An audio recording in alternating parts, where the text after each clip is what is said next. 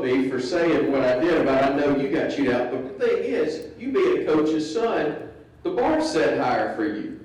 Would that be fair?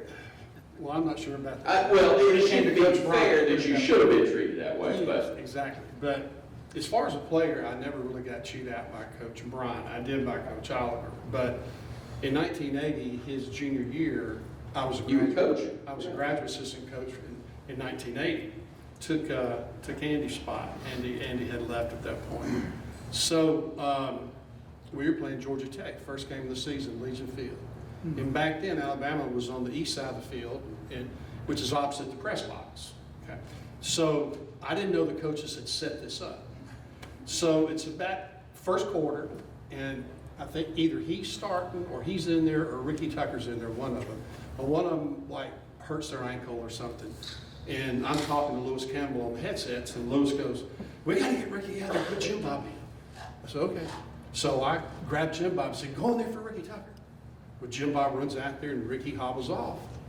All of a sudden I hear this voice boom and go, "Who put him in there?"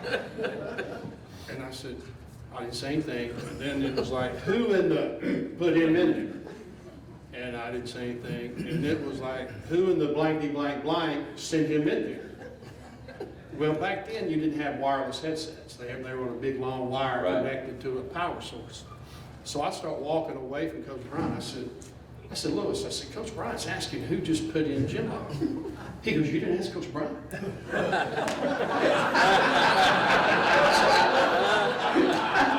I said, what do you mean ask Coach Bryant? He said, "Oh my God, he's the only one who can substitute." That was a little piece of information that was left out of the manual, wasn't it? I said, "He's the only one who can substitute." He goes, "Oh yeah?" He said, "Every sub has to be approved by Coach Bryant." And he goes, "Don't look now, but he's coming your way." And so I'm doing everything I can to pull my cord and walk like towards the end zone and down the sidelines. And all of a sudden I hear this in my head. He's going, "He's 10 yards.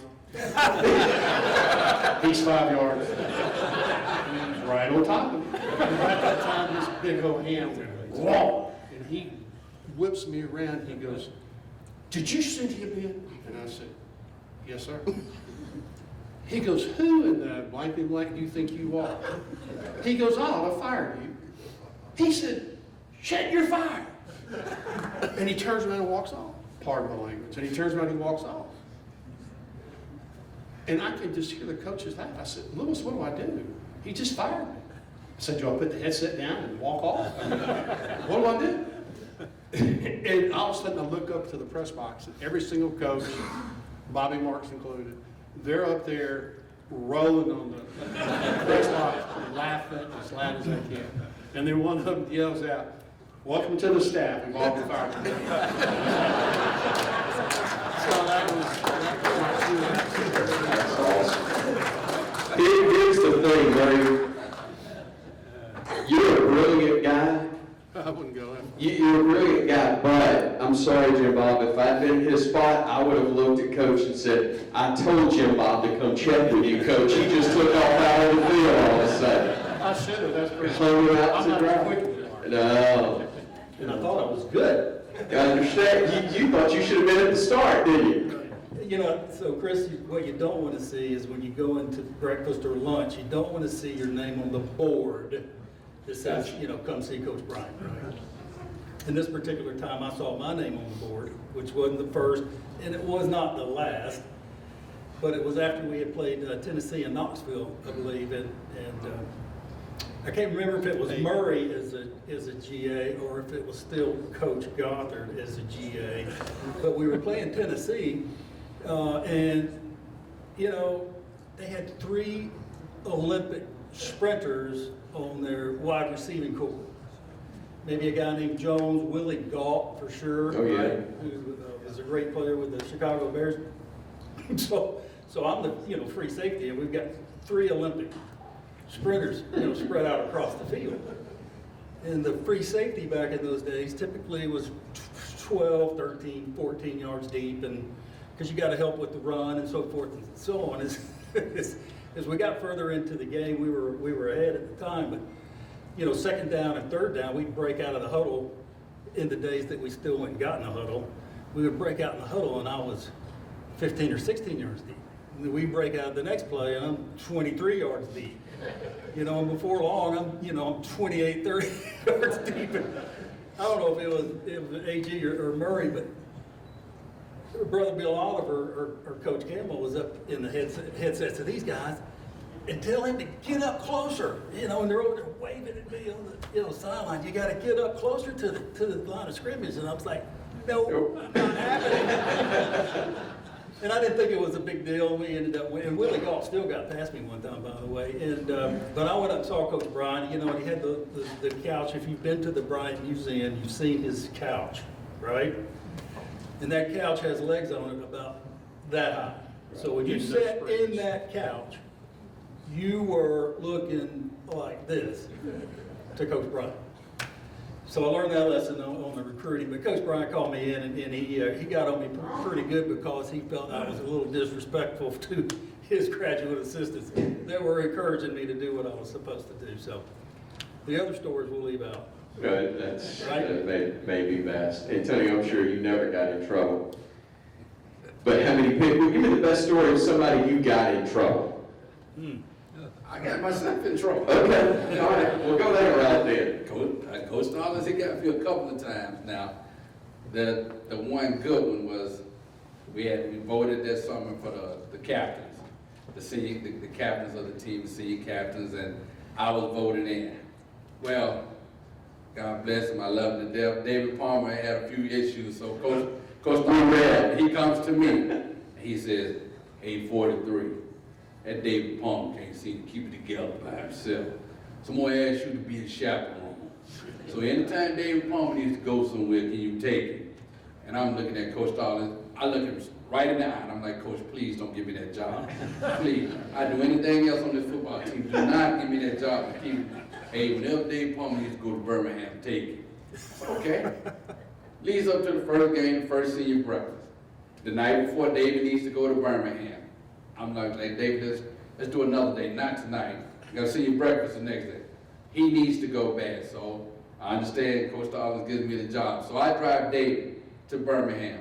I said, "David, give me the number where you going to be, and at a certain time, I'm gonna call you and I'm gonna come pick you up. We gotta get back to Birmingham and have my first senior breakfast in the morning." David disappears. When you say the deuce is loose, trust me.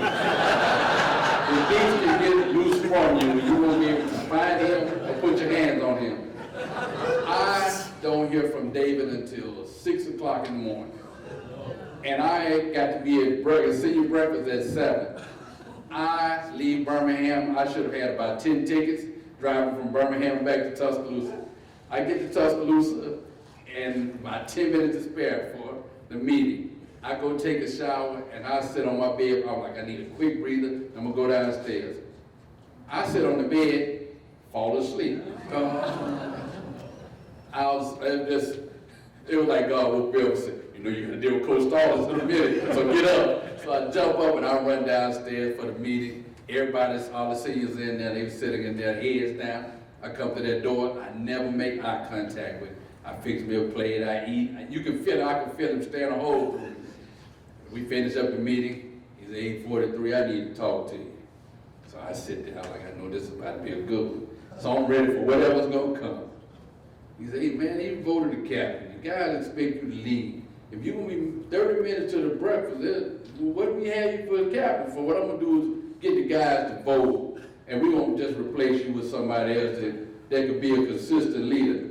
That's what, Coach, I understand that, and I apologize, but at this point, we're gonna have to make a decision. Either I'm gonna remain captain, or you're gonna have to find somebody else to take David Palmer around, because the reason I'm late is because I couldn't find David in Birmingham, so I'm pleading my case. I'm throwing David all under the bus. I'm telling you the truth.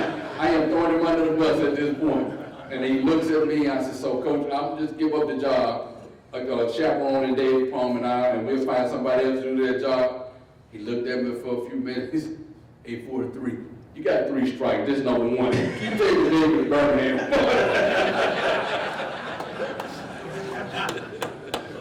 Chris, I'm gonna guess that's pretty typical of Coach Stallings. Very fair, but very wise in terms of how punishment was doled out. Absolutely. If anybody, my stories Coach Stallings too, and you know, great man, but we always said they broke the mold with him. And you've not had a chewing until Coach Stallings gets you. And the thing about Coach Stallings is you can't reason with him. You know, at some point he tells you the sky is purple, you just tell him, hey, I never noticed that. Thanks for pointing that out. Because he shoots out cattle for fun, right? I mean, that was always a hobby for him, getting after the farm animals. Oh, yeah. So we're playing my story is we're playing Ole Miss, and there's probably 45 seconds left before halftime. And Coach Oliver, you know this story, he's advanced at his time. So we were doing some early route recognition based off of the routes the receivers were running, based off how we're going to adjust our coverages. So we're playing Ole Miss, and they come out in 2-by-1 formation. Long story short, the number 2 guy goes in the flat. So I'm actually, before the ball snap, in the old-fashioned safety in the middle of the third. Well, as soon as the ball snap, number 2 goes in the flats, I take off and run to the hash, to the other side, so it's kind of like we were rolling. The backside guy runs a post on George and catches a 50, 60-yard touchdown pass right before halftime. So I'm standing, we kick the extra point.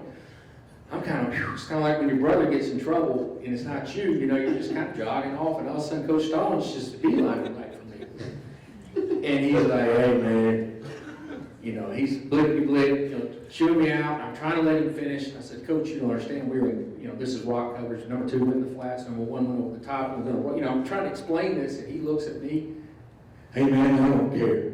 He said, are you the free safety? And I said, well, yes sir, I am. You should middle of the field. You know, so he's just can't understand it. So he storms off. I go back over to get some water. And the thing that Antonio will point out, when Coach Stallings chews on you, he's like a shark. You're gonna get a bite, and then he's gonna circle you. Then you're gonna get another bite, and then he's gonna circle you and get another bite. So I go over to get some water, and here he comes. He circled me, he's coming back. He's like, hey man, we got 40. I've never seen had a free safety give up 30 seconds left in the half. What are you doing? I said, I tried it again. I said, Coach, we were in rock coverage. Rock coverage is when 2 goes in the flat, 1 goes below 20. You know, I'm trying to, he's just staring at me. He says, I don't give a damn. You're the safety. Nobody should be down in the middle of the field. So I'm like, well, he's not listening to me reasoning. So he leaves. You're Chris Tucker. Do you understand the words that are coming out of my mouth? Is that what you did? Yeah, so he leaves, and then it's halftime. So we're jogging in, and he comes and gets me as we're jogging in. And he says again, man, why'd you do it? 40 seconds left in the half. You let the guy run right down the middle of the field. Hey, man, I don't understand. I've never had a safety, you know. So I said, look, I mean, me reasoning with him is not reason, so I just said, Coach, I'm sorry, it's not going to happen again. He said, you're damn right, because you ain't playing. You're done. He says, take your pads off, you're done.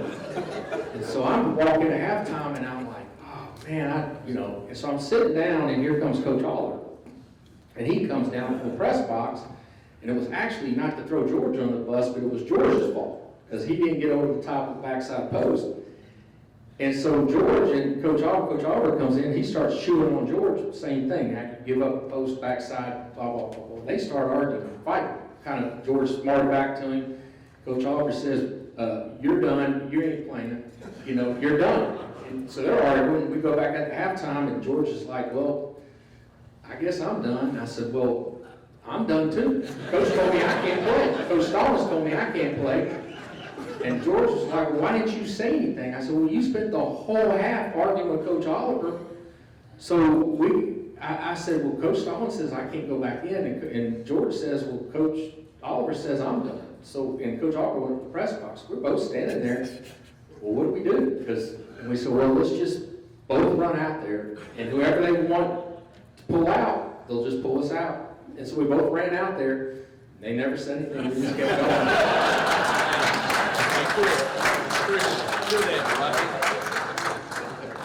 To that, Coach Stallings had the NFL mentality, like it was a business. He didn't tell him he was done. He fired him. Right there. He was 21, you were fired.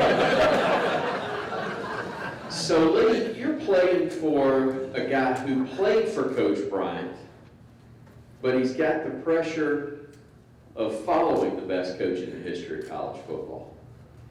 I'm gonna guess he was wired a little tight, and the Chewins were pretty good. Would that be a fair guess, or was it more the NFL approach? No, he was Coach Perkins he was very intense, and there's two stories that I've got, and neither of them match that, but one of them is we were freshmen, and my group, we were at the Kickoff Classic, New York City. Never been to the big city. Ate at the top of the World Trade Center, and got to see things that I'd never laid eyes on. So we played the game. I played a few special teams, but nothing depended on me. But that night, a bunch of us went out, and we're out seeing New York, and we come in, and we're a little bit tired.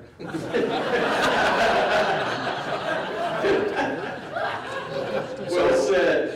So Ricky, is that his attorney? Is that how you tell him to say it? I was tired. So we're all, we're 18-year-old freshmen, and we've just spent a night out in New York City, and we had just won the game, so we're large and thought in charge, and we wake up like 3 minutes before the buses are leaving, and we all tumble down the stairs, and I've left half my stuff in New York, but I'm crawling on the bus, literally, and I sit right behind Coach Perkins, all the way to the airport, and not a word, didn't say a word, nobody said a word, and I got nervous, and I'm sitting there, and when I get nervous, my knees start popping, and I look over, and Willie White's looking at me, and he's in trouble with me, and he's like looking at me, and he said, keep your foot still. So I stopped, I'm sitting there, and we get off, and we're getting on the plane and fly back, and he just turns around and says, I want to see every freshman when we get back to Tuscaloosa. And we did perfect plays, all right? We did perfect plays. We'd line up, and because it was all defensive guys. We were all hanging together. So we did perfect plays, and he said, all I want you to do is forward. And we're all sitting there, me and Spencer Hammond are like, it's going to be easy, man. 4 perfect plays. We did 94. And a perfect play is everything's got to be perfect, right? So when I threw up on my jersey, I was imperfect until the sweat cleaned it off, I guess. So it was, yeah. So it really wasn't a chewing, it was just punishment. And it was quite effective. I'd rather beat you out. I was never more than 20 minutes, before, I was 25, 30 minutes before every meeting from that point forward. No doubt about it. If you ever got in trouble, I'll be surprised, but let's hear it. Mine would have been my freshman year, 79. It was month of August, 2 days. And, back then when we came in, Coach Bryant once the varsity came in, he turned the varsity loose on us. Anyway, and we're scrimmaging, and I busted a play. Busted it, I just kind of was loafing. And the next voice I hear is Coach Bryant with a megaphone from up in the tower, and literally this is the way I thought I heard God.